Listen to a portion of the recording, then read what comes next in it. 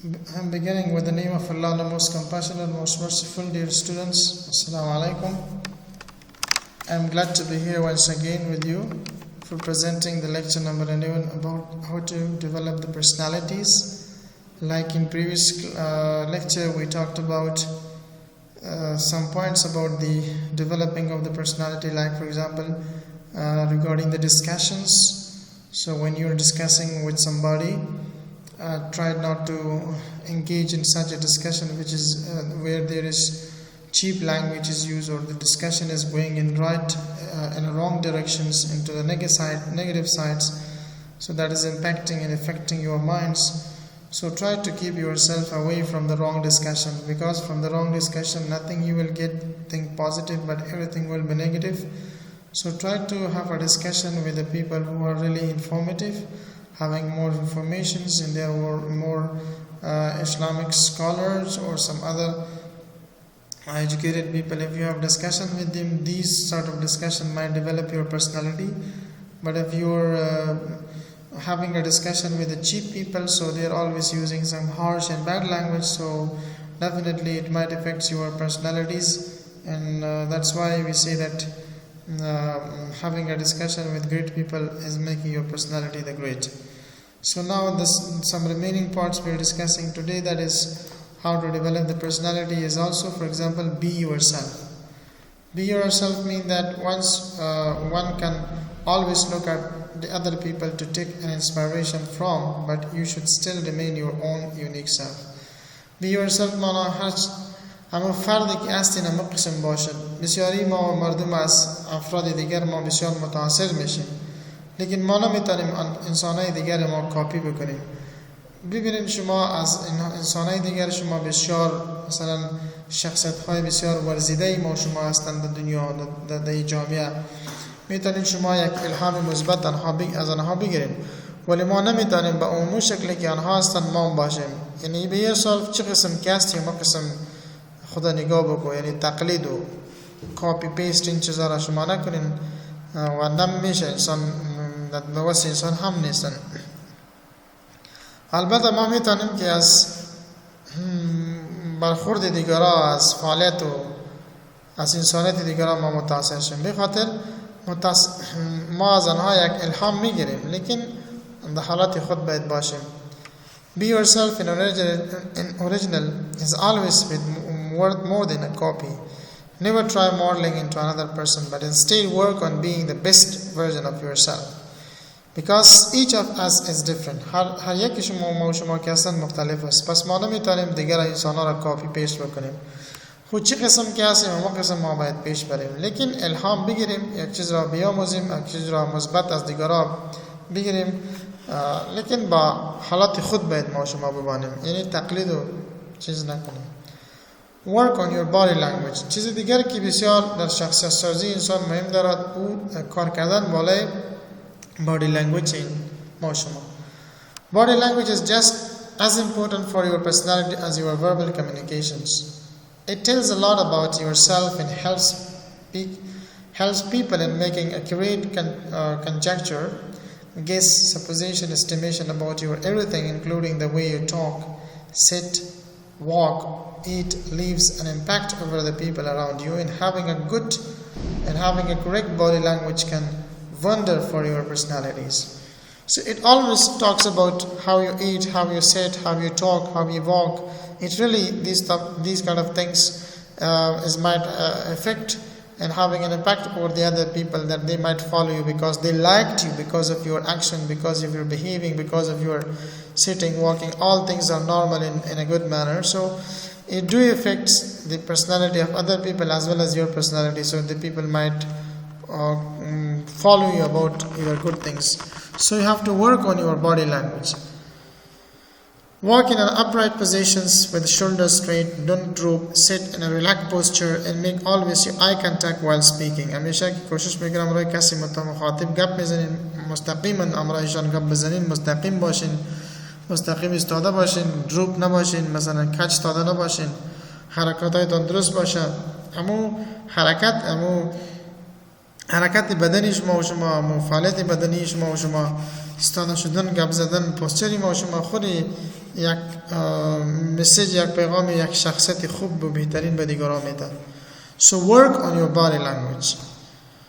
Be courteous. همیشه که شما گپ میزنین در الفاظ، در استعمال از الفاظ خودتان باید شما متوجه باشین که الفاظ نادرست و استفاده نشه. الفاظ بهترین، مؤدب، پر از معنا و خلوص پر باشه، اون الفاظ استفاده کنین.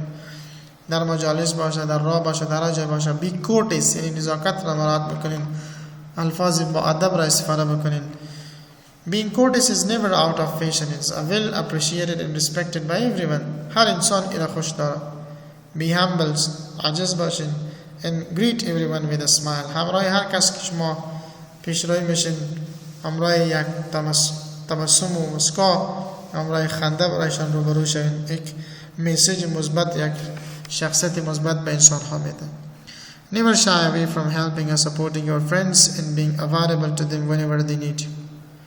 It will also give your personalities a confident boost. Be humble and down to earth to your juniors and senior alike.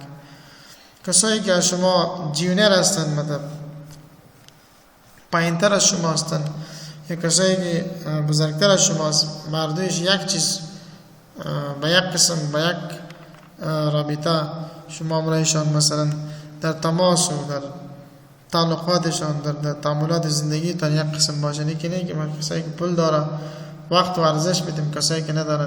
نه، شخصیت بسیار متوازی، شخصیت بسیار عاجز باشین و عاجزی را خوش داشته باشین. نه که مثلا به خاطر که مسائل دیگری باز ما را شما به طرف دیگر میبرد.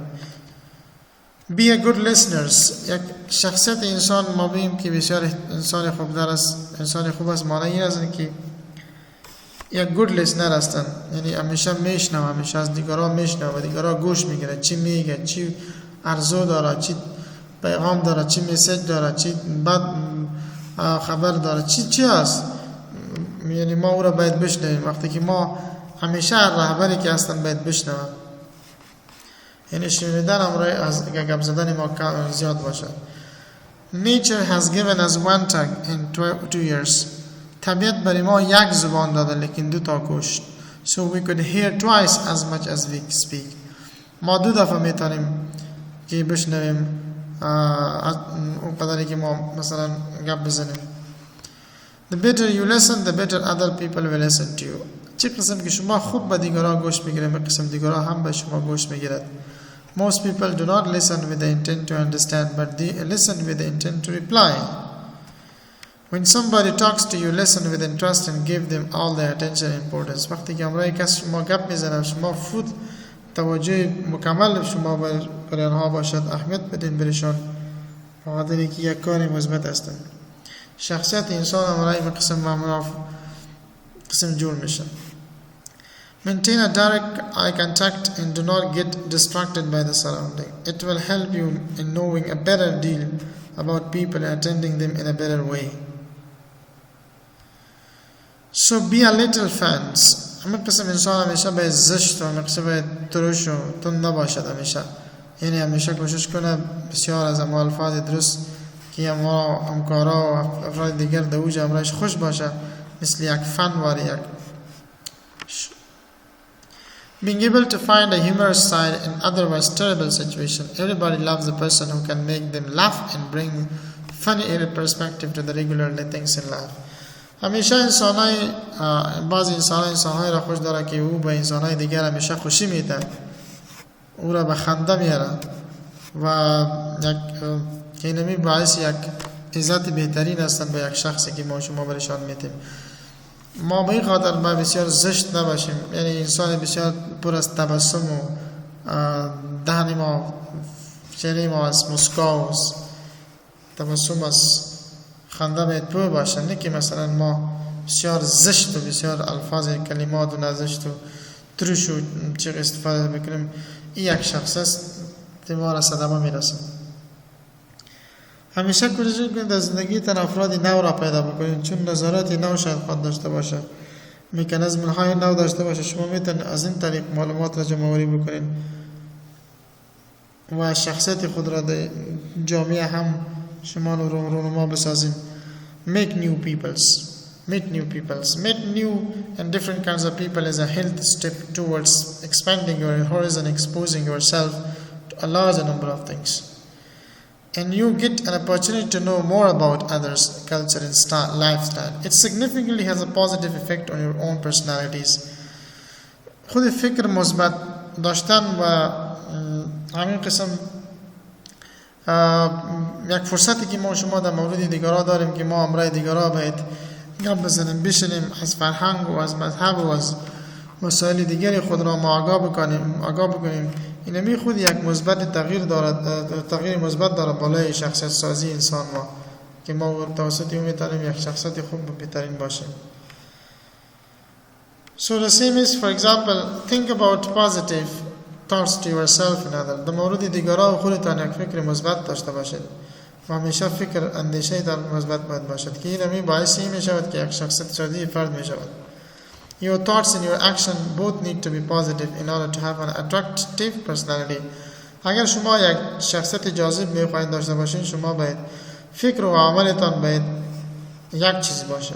یعنی که در فکرتان یک چیز باشه، عملا دیگه چیز باشه. این و انسان ها بس بدون از اینکه دروغ گفته دیگه چیزی نگفته شاید امرای مشکلات زیاد روبرو شود. The way we think has a lot of effect on the way we have act.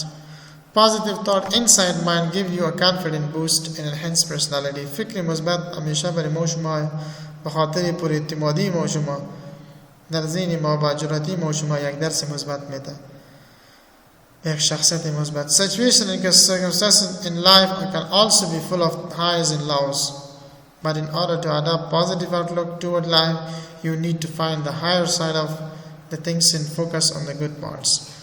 اگر میخوایم ما در شرایط بسیار مختلف زندگی میکنیم و در زندگی ما که مثلا بالا و پایین هستن، مشکل و آسانی هستن، پس ما همیشه باید کوشش بکنیم که در زندگی ما بخش مثبتشان داشته باشیم امرای خود ما و امرای یکی مثلا ما فوکس کنیم امرای نقاط مثبت خود ما.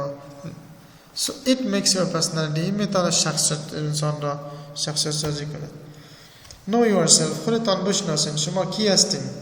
Knowing yourself is the beginning of all wisdom. Low self-confidence isn't a life sentence, can be learned, practiced, mastered, developed. Once you master everything in your life will change for better. Don't wait just everything will be right and perfect. There will be an obstacle and challenge. So what? Start in each steps you can make a young strong. Obviously, before you get any developing something or you need to know all about it first, the same goes with your personalities. So one needs to start with thinking a good book at them and analyzing their traits, the strength and weakness and everything that needs to be worked upon.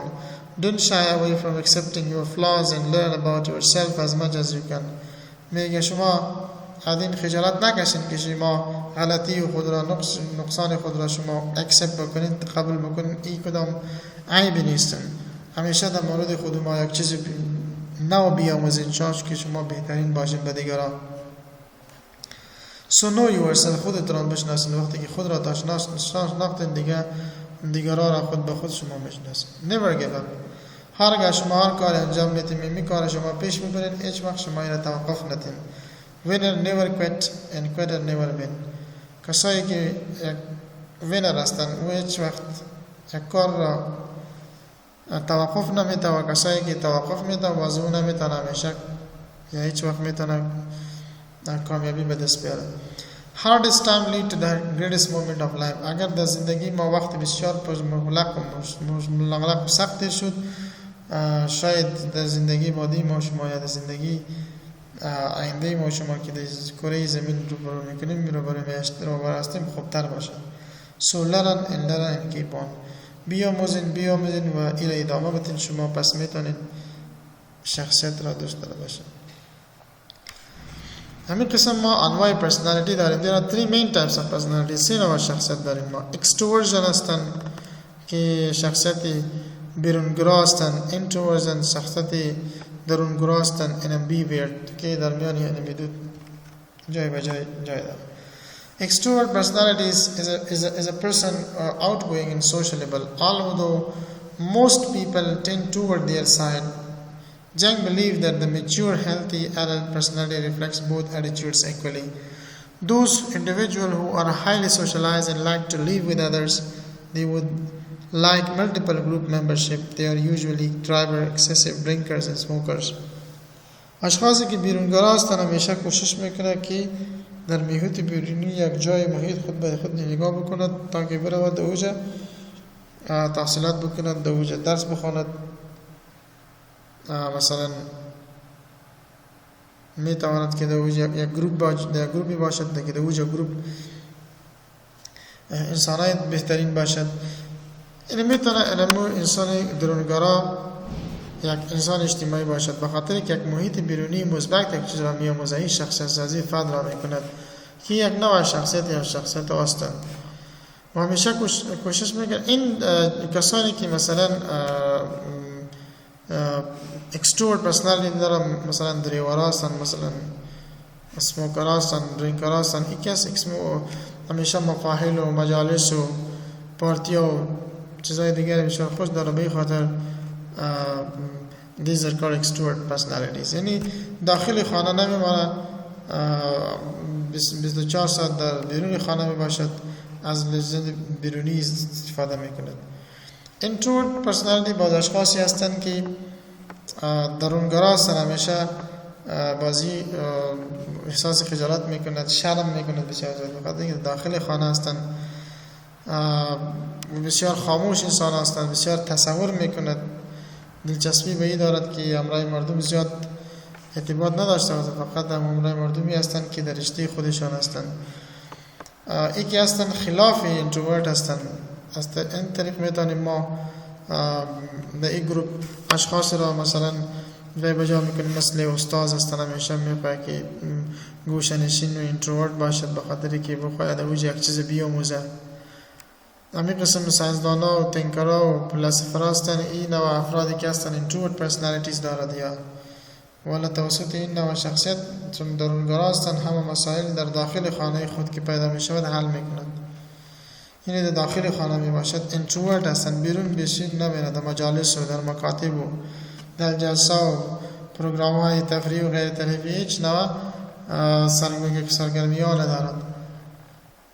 باز این شخصیت به نام اینتروورت یاد میشه. این اشخاصی هستند بسیار خاموش هستند، بسیار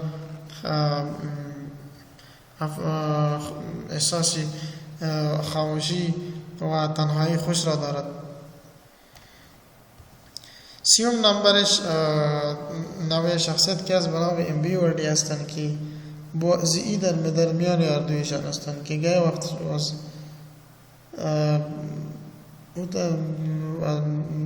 بسیاری وقت درمیانی یعنی تو تا شخصیت را می باشد. Some thinkers believe that in between the two types of personality there is a third one which is called imbued personality. Those people who are enjoying both the parties are called imbued personality. اشخاصی که هم بیرون هم خارج را هم داخل را از لذت میبره این ما نام imbued personality میگیم. Sometimes they want to live with other people outside their room. بعضی اوقات میخواه بدون از خانه خودشان در محیط بیرونی هم زندگی بکنند. But sometimes they like to live alone. بعضی وقتا خوش داره که alone زندگی بکند. So they are middle mind personality. یا اشخاصی هستند که middle mind هستند. یعنی ما سیوان personality داریم که نمی اولش بنامی introvert extrovert دومش introvert سیومشم همراه ambivert که درمیان یو دو قرار دارد. So this is about all how to develop the personality in types of personality. May you all understand well. If you have got any questions, try to make it sure to have a contact with me through the WhatsApp. May you all be protected from all evils. Thank you very much for being with me. Have a nice time. Wish you all the best. Thank you for the time being today here with me. So اگر ما از این tips و معلومات خود در شخصیت سازی خود عملا دست به کار شویم انشالله بسیار زود خواهد بود که ما نتیجه خوبتر در میان مردم داشته باشیم، یک انسان بهترین باشیم. So this is all about today's types of personalities, and as well as the important points that we discuss about. So wish you all the best. Have a great time.